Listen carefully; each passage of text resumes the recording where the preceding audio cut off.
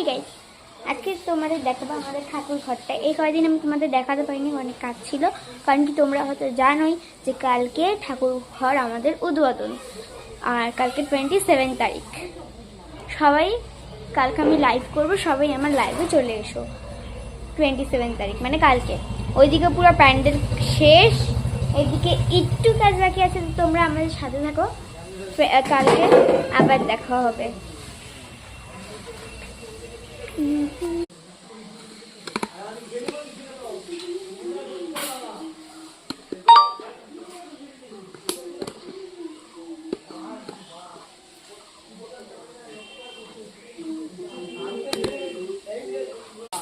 Guys, এটা আমাদের ঠাকুর ঘর, একটু সাজানো বাকি আছে, কিন্তু থিংস এটা ঠাকুর ঘরের এই পাশে। আর এদিকতে পুরো ব্যালকনি দেখা যায়, অনেক সুন্দর লাগে দেখতে।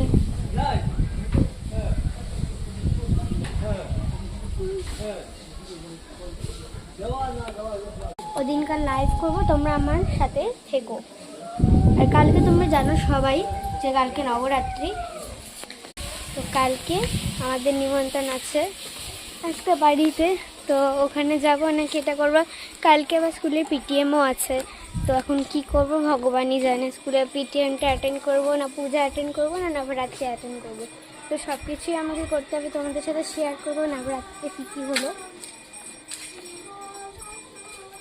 এটা আমাদের ফুল গাছের গার্ডেন, আর ওই জায়গায় একটা ফুল ফুটেছে অনেক সুন্দর। তো এই দেখো,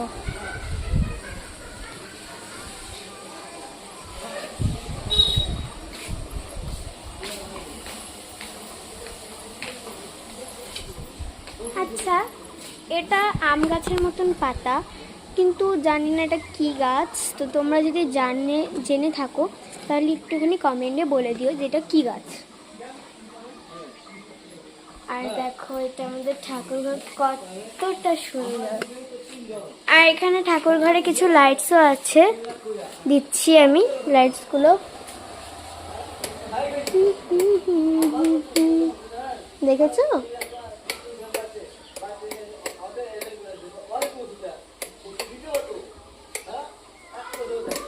সব কিছু দিব,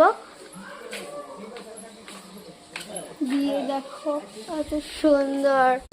গাইস, এই কয়দিন আমি ছাড়তে পারছি না, তো ঠাকুর উদ্বোধন হওয়ার পরে আমি ছাড়বো অনেক রিলস, আর তোমরা দেখে যেও।